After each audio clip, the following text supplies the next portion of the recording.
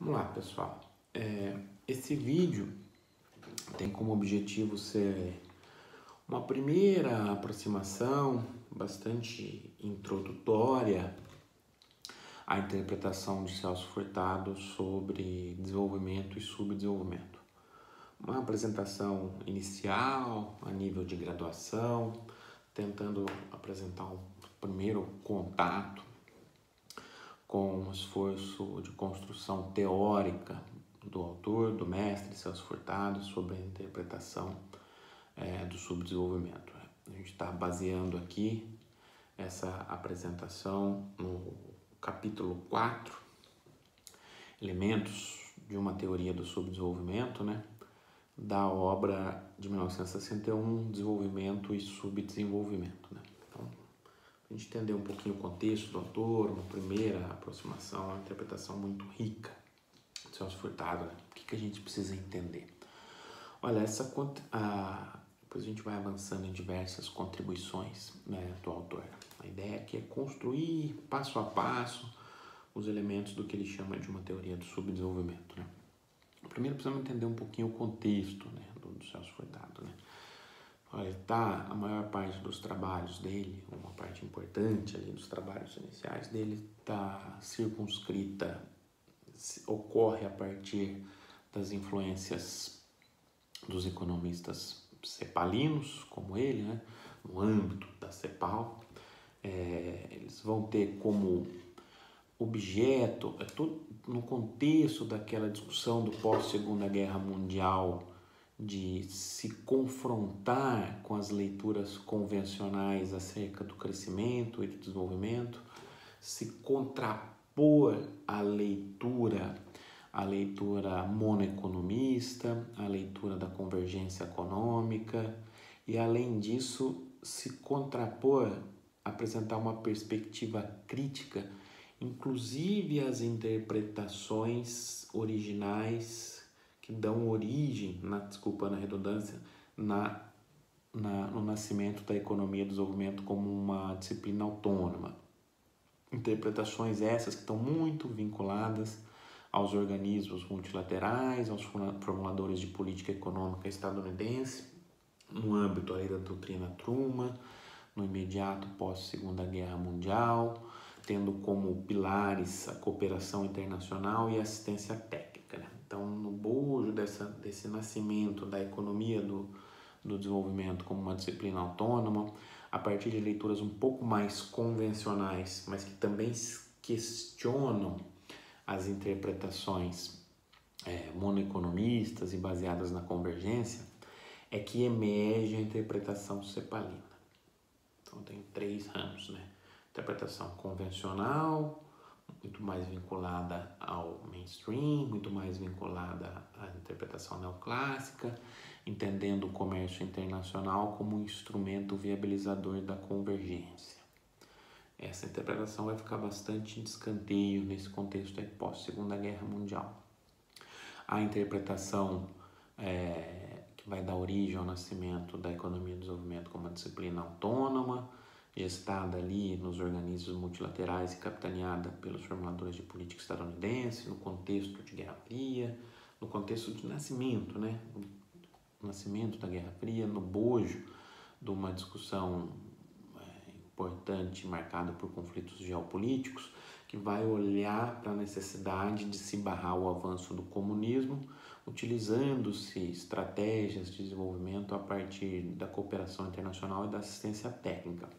Essas interpretações vão negar diversos pressupostos também de uma tendência natural à convergência, ao monoeconomismo, vão tentar interpretar algumas características específicas dos países então em processo de descolonização, independência asiática, e tentar entender um pouco por que não se verificava esse mecanismo de convergência tal qual explicado pelas interpretações monoeconomistas.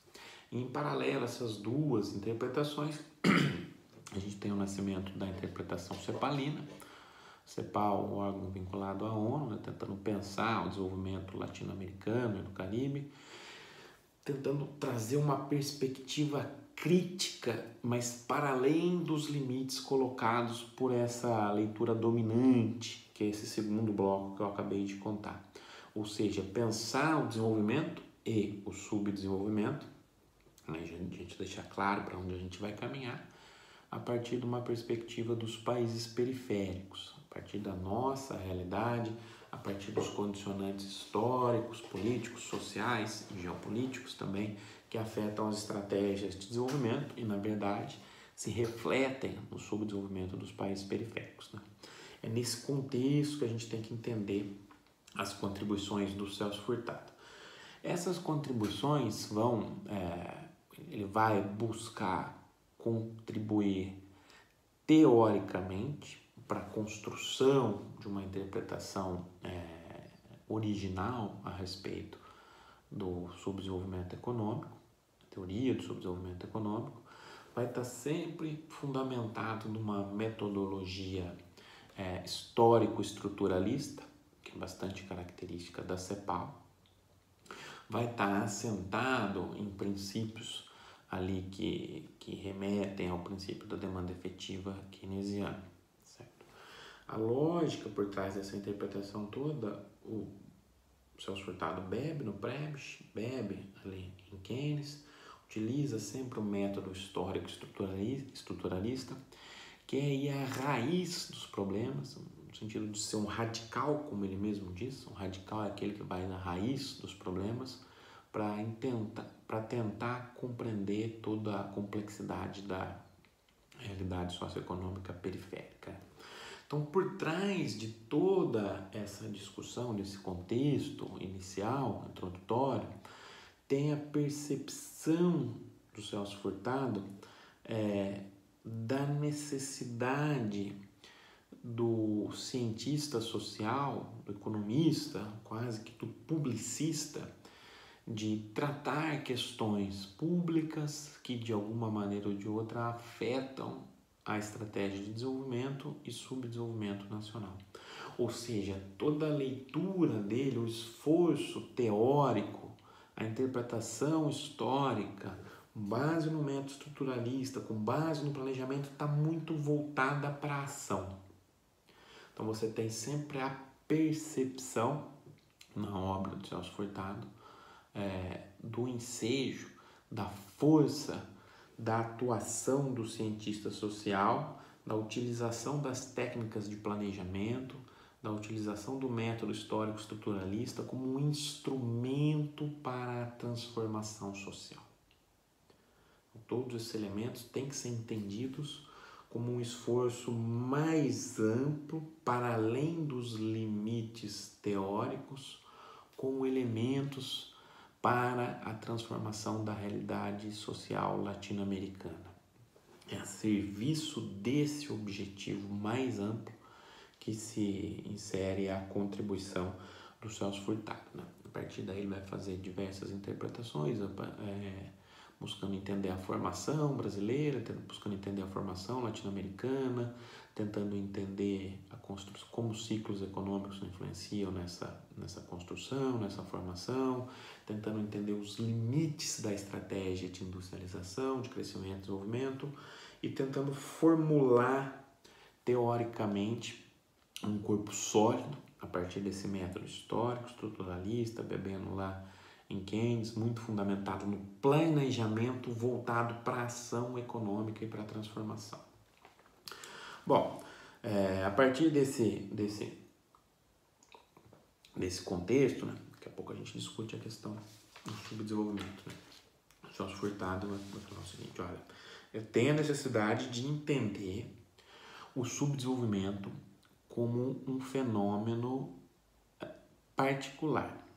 Eu tenho a necessidade de entender o subdesenvolvimento como um desdobramento da internacionalização do capital industrial dos países desenvolvidos em direção à periferia. Daqui a pouco a gente define direitinho e vai avançando passo a passo. Eu preciso de uma teoria do subdesenvolvimento, Eu não devo entender o subdesenvolvimento como um estágio de uma determinada nação em direção automaticamente ao desenvolvimento. Então, o subdesenvolvimento não é um estágio, não é uma foto de um movimento de nações em direção ao desenvolvimento. Ou seja, o subdesenvolvimento não deve ser entendido como um fenômeno ahistórico, atemporal, como um fenômeno automático. Não deve ser entendido a partir de uma lógica de naturalização de fenômenos sociais. Deve ser entendido dentro de todas as suas riquezas e particularidades analíticas, históricas e sociais, como resultado da expansão capitalista internacional. Ok, só um breve contexto. Para se entender esses elementos, o Celso Furtado dá um passo atrás. Ele vai dar um passo atrás na sua busca de trazer elementos para uma teoria do subdesenvolvimento. Ele vai olhar primeiro ali para os países centrais, para os países ditos desenvolvidos e para a teoria do crescimento de então. A primeira crítica que ele vai fazer, lembrando aqui que a gente está baseando essa apresentação muito introdutória, né, no capítulo 4 da obra Desenvolvimento e Subdesenvolvimento de Celso Furtado, de 1961. Ele vai falar, olha, os modelos de crescimento, então, em destaque na literatura internacional, na verdade, eles se pretendem generalistas, se pretendem quase que universais, se pretendem quase que atemporais. Eles vão olhar muito mais para a relação entre variáveis econômicas e como essa relação afeta as taxas de crescimento do que para outros elementos que são fundamentais na perspectiva do Celso Furtado para entender quais são os condicionantes do subdesenvolvimento. Então ele fala, logo de cara, essa literatura de destaque para se interpretar o crescimento econômico, ela é pobre, ela tem muitas limitações. Primeiro ponto, não deve ser entendida como geral, ou seja, não há elementos que me permitam, dentro de uma lógica, uma ciência social, generalizar determinados padrões, estratégias, caminhos de crescimento, nesse ponto, levando em consideração uma suposta existência de um cenário razoavelmente padronizado. Ele fala, isso seria naturalizar fenômenos sociais. Ou seja, eu preciso levar em consideração as condições sociais, geográficas, históricas, culturais, em um momento posterior, política de cada nação. Logo, esse instrumental, a primeira aproximação que ele está fazendo para construir a sua teoria do subdesenvolvimento, esse instrumental convencional que busca entender como determinadas variáveis se relacionam para explicar o crescimento, explica muito pouco do que eu quero entender, que é esse fenômeno particular do subdesenvolvimento periférico. Então, eu preciso avançar em outra direção. Preciso entender, então, dar mais um passo atrás, Celso Furtado falando, preciso entender, então, quais foram as características que determinam os padrões, ou determinaram os padrões de desenvolvimento, no sentido da transformação estrutural, dos países de industrialização originária. Parênteses. Estamos entendendo aqui desenvolvimento como? Desenvolvimento como um processo, algo dinâmico, que envolve tempo, que não envolve uma dimensão exclusivamente de relação entre as variáveis num determinado ponto. É um processo, o Celso Furtado está falando, que exige a criação de excedente, ele vai beber na noção de excedente clássico, a acumulação, posterior reinvestimento investimento associado ao progresso tecnológico, no sentido de levar uma transformação estrutural. Que vai ter como resultados o aumento da produtividade e da eficiência em termos dinâmicos. Nesse ponto, o Furtado ainda não avança nessa discussão, né? Nesses pontos. Não usa esse linguajar da eficiência dinâmica, vamos dizer assim, né? Então, é nesse sentido que ele está entendendo o desenvolvimento nesse primeiro momento e se contrapondo às interpretações, então, dominantes de crescimento econômico. Certo? Eu falo assim, então, preciso entender o que foi esse processo de desenvolvimento nos países centrais. Né? Fala, olha, tem determinadas características históricas, geográficas, alguns condicionantes sociais, políticos, e tem determinados padrões, determinadas etapas distintas entre si. Ou seja, não é só aquela dimensão estática do crescimento da relação entre as variáveis. Tem processos, transformações estruturais, mudanças, rupturas. Ele vai falar, olha, ali, a partir da primeira revolução industrial, né, eu vou entender o seguinte, olha, uma transformação importante para se entender a dinâmica do desenvolvimento é a revolução na relação entre progresso técnico e formação de capital. Vai falar, olha, pós primeira revolução industrial, eu tenho uma instrumentalização da ciência e do progresso técnico a fim de incrementar a formação de capital. Opa!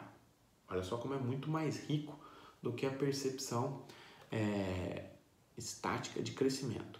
Eu preciso entender que naquele momento do tempo, pós a primeira revolução industrial, o que vai levar a uma dinâmica, ou vai barrar uma dinâmica de desenvolvimento econômico, vai ser marcado por algumas características distintas.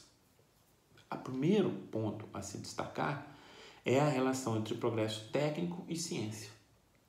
Ele fala, a ciência vai ser utilizada como instrumento para fomentar o progresso técnico subjugado a uma lógica da reprodução do capital à escala ampliada. Então, a relação entre progresso técnico e acumulação de capital vai ser central. Eu estou reorganizando a pesquisa científica, o progresso técnico, por uma lógica subjugada à acumulação de capital. Esse vai ser um elemento central para entender as estratégias virtuosas ou não de desenvolvimento e a reprodução do subdesenvolvimento. Então, tem uma mudança qualitativa importante, né, pós primeira revolução industrial. Já dá para entender que isso vai colocar barreiras importantes aos países periféricos depois, né? Ok, já avancei um passo, está caminhando aqui para trazer elementos de uma teoria do subdesenvolvimento, né?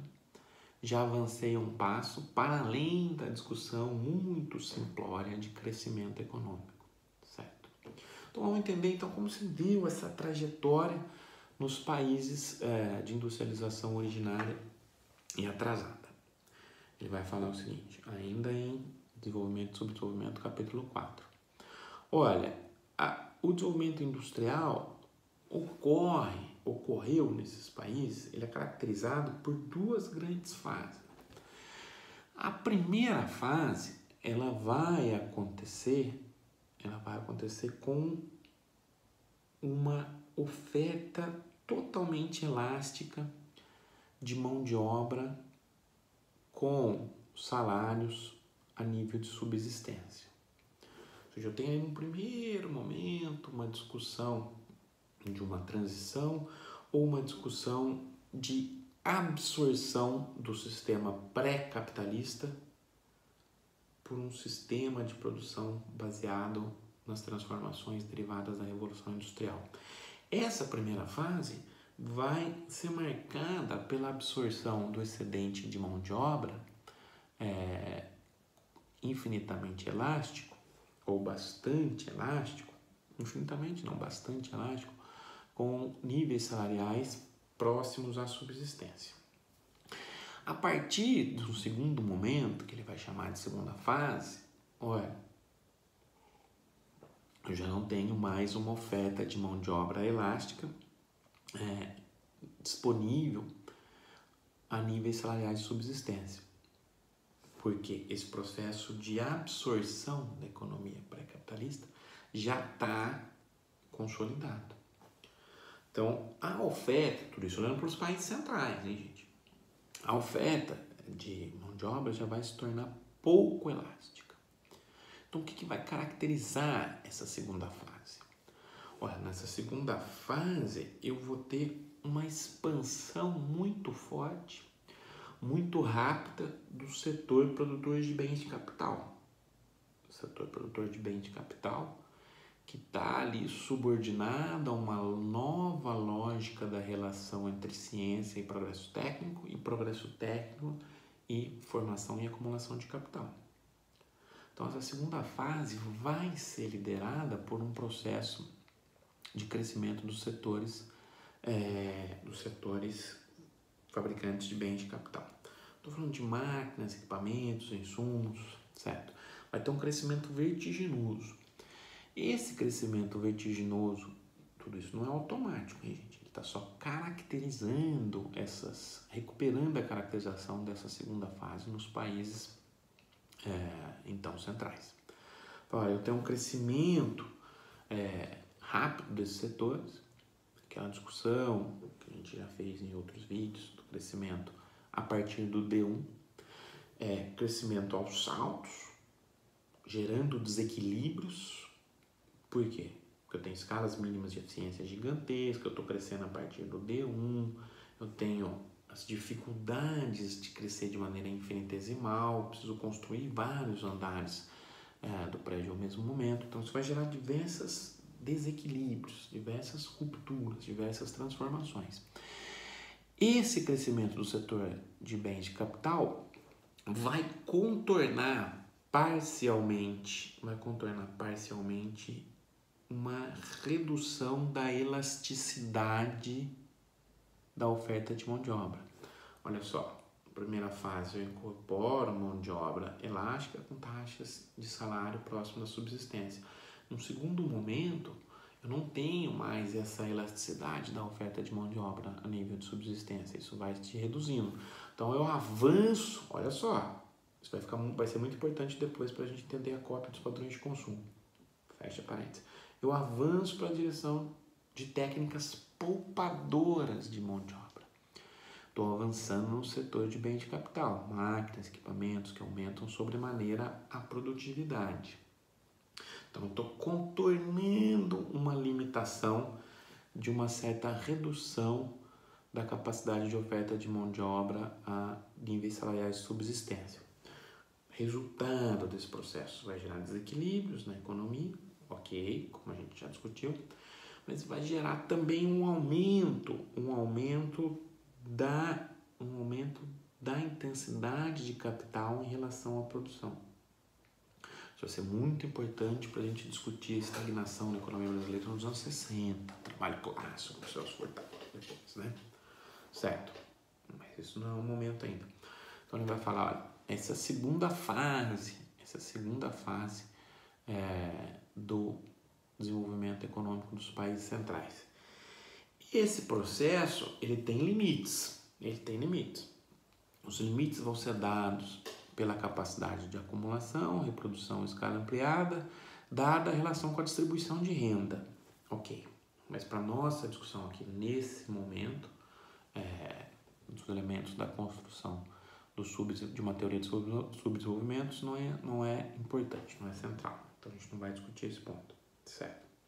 Vai falar o seguinte, olha, o avanço do desenvolvimento a partir dessa segunda etapa tem que levar em consideração, ele é muito condicionado pelas características sociais, tecnológicas, pela forma de apropriação do excedente dos países centrais. E, além disso, esse avanço está caracterizando ainda o movimento de desenvolvimento dos países centrais. Esse avanço vai ser marcado por uma reprodução da dualidade, pensando na esfera internacional. Conforme esses países vão avançando, ao contrário do que diria a literatura convencional, ao contrário do que diriam as interpretações de raízes monoeconomistas, baseadas na convergência e na naturalização dos fenômenos sociais, esse avanço do desenvolvimento nos países centrais vai ocorrer em paralelo à reprodução do subdesenvolvimento nos países periféricos. Ou seja, a heterogeneidade vai se agravar, a divergência vai se agravar, ao contrário do que se preconizava. É nesse sentido que eu preciso entender as características específicas do subdesenvolvimento. É nesse sentido que eu preciso entender as peculiaridades do subdesenvolvimento e não entendê-lo apenas como um estágio natural de uma certa transição de nações em direção ao desenvolvimento. O subdesenvolvimento tem que ser entendido como um processo histórico, fruto e resultado desse processo de avanço do desenvolvimento nas economias centrais e penetração desses capitais na periferia, marcando assim uma acentuação da heterogeneidade e uma reprodução do subdesenvolvimento. Nessa perspectiva, o que é o subdesenvolvimento? O Furtado se perguntou, olha, eu preciso trazer alguns elementos para entender as estruturas subdesenvolvidas, para entender as características das nações subdesenvolvidas, para formular uma teoria que consiga explicar as raízes desse subdesenvolvimento. E não a partir daquela construção que eu apresentei agora há pouco. Como avançar nessa direção é a proposta do Furtado nesse trabalho.